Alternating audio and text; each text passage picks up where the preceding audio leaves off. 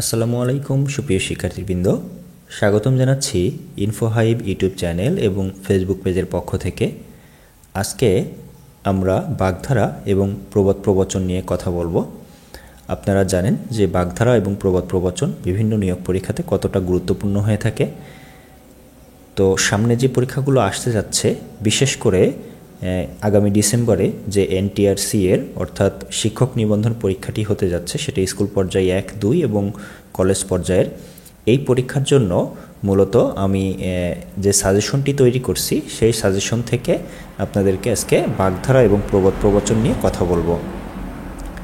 তো আমরা কথা না বাড়িয়ে সরাসরি আমরা প্রশ্নে চলে যাচ্ছি। আপনারা স্ক্রিনে প্রথম প্রশ্নটি দেখতে পাচ্ছেন যে শরতের শিশির বাগধারাটির অর্থ কী?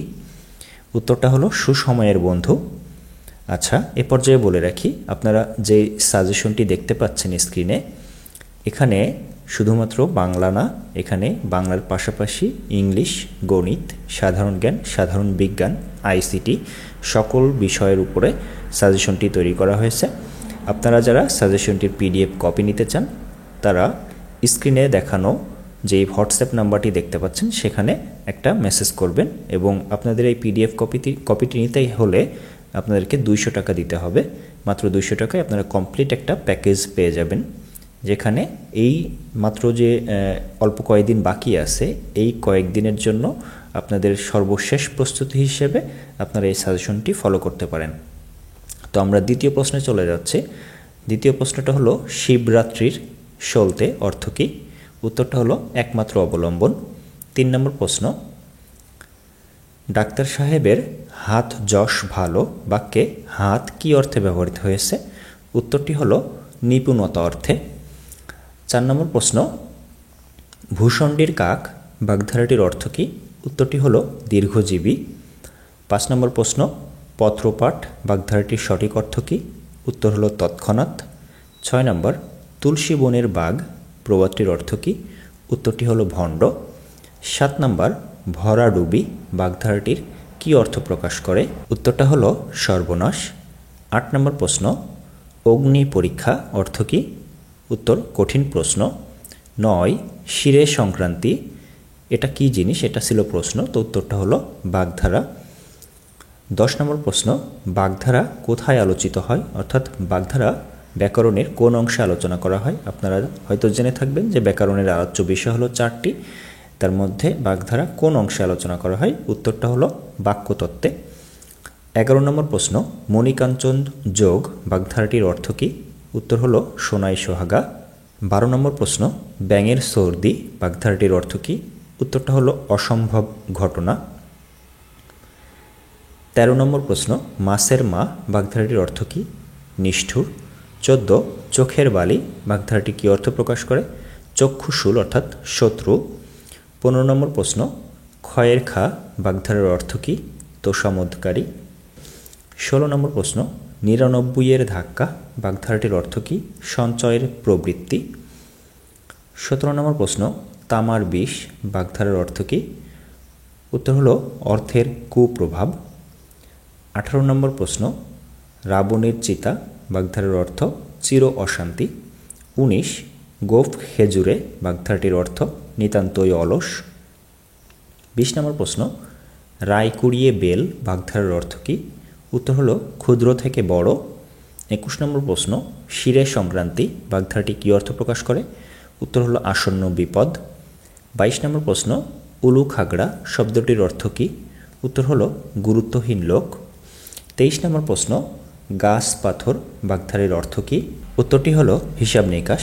24 নম্বর প্রশ্ন, তাসের ঘর বাগধারা কী অর্থ প্রকাশ করে? ক্ষণস্থায়ী। 25 নম্বর প্রশ্ন, লক্ষ্মীর বরযাত্রী বাগধারাটি কী অর্থ প্রকাশ করে? উত্তর সুখের পায়রা বা সুসময়ের বন্ধু। 26, চাঁদের হাট কথাটির অর্থ কী? উত্তর হলো আনন্দের প্রাচুর্য।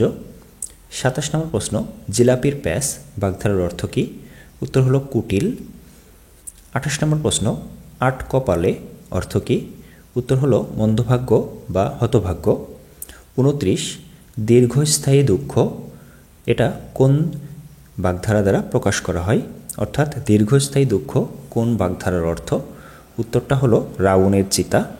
30 নম্বর প্রশ্ন, বাবার সামান্য আয়ে সংসার চলে না, সেখানে আমার বিদেশ যাওয়ার শখ ছেঁড়া চুলে খোপা বাঁধার মতোই হাস্যকর।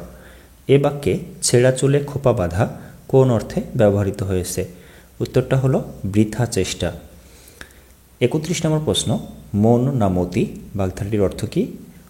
উত্তর হলো অস্থির মানব মন।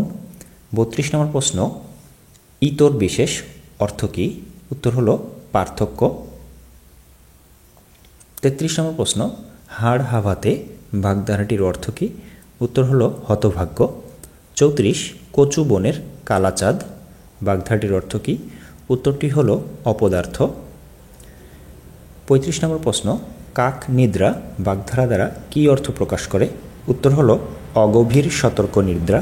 36 নম্বর প্রশ্ন, গরিবের জন্য বড়লোকের দরদটা মাছের মায়ের পুত্রশোকের মতোই। এ বাক্যে মাছের মায়ের পুত্রশোক কোন অর্থে ব্যবহৃত হয়েছে? উত্তরটা হলো মিথ্যা শোক। 37 নম্বর প্রশ্ন, মাথা খাও ভুলিও না খেয়েও মনে করে বাক্যে মাথা খাও বলতে কী বোঝানো হয়েছে? উত্তরটি হলো মাথার দিব্যি। 38 নম্বর প্রশ্ন, একাদশে বৃহস্পতি বাগধারাটির অর্থ কী? উত্তর হলো সৌভাগ্যের বিষয়। 39 নম্বর প্রশ্ন, ঝাঁকের কই বাগধারার অর্থ কী? উত্তর হলো একই দলের লোক। 40 নম্বর প্রশ্ন, বিড়াল তপস্বী বাগধারাটির অর্থ কী? উত্তর হলো বক ধার্মিক। 41 নম্বর প্রশ্ন, সুখের পায়রা অর্থ কী? উত্তর হলো সুসময়ের বন্ধু। প্রিয় শিক্ষার্থীবৃন্দ, আমরা 41টা বাগধারা দেখে নিলাম, যেটা আগামী শিক্ষক নিবন্ধন পরীক্ষার জন্য অনেক গুরুত্বপূর্ণ হতে যাচ্ছে। প্রিয় শিক্ষার্থীবৃন্দ, আপনাদেরকে আবারও বলছি, আপনারা যেই প্রশ্নগুলো দেখতে পেলেন এই ধরনের প্রশ্ন নিয়ে একটা কমপ্লিট প্যাকেজ সাজানো হয়েছে আগামী নিবন্ধন পরীক্ষার সাজেশন হিসেবে, যেখানে বাংলা, ইংলিশ, অঙ্ক, সাধারণ বিজ্ঞান, সাধারণ জ্ঞান এবং আইসিটি বিষয়টা ইনক্লুড করা হয়েছে। আপনারা এই কমপ্লিট প্যাকেজটির পিডিএফ কপি যারা নিতে চান তারা স্ক্রিনে দেখানো হোয়াটসঅ্যাপ নাম্বারে একটা করে মেসেজ করবেন এবং আপনাদের এই পিডিএফ কপিটি নেওয়ার জন্য 200 টাকা দিতে হবে। মাত্র 200 টাকায় আপনারা কমপ্লিট একটা প্যাকেজ পেয়ে যাবেন। তো আজকের ভিডিও এ পর্যন্তই, দেখা হবে সামনের কোনো ভিডিওতে। সে পর্যন্ত আল্লাহ আপনাদেরকে সুস্থ রাখুক, স্বাভাবিক রাখুক। আল্লাহ হাফেজ।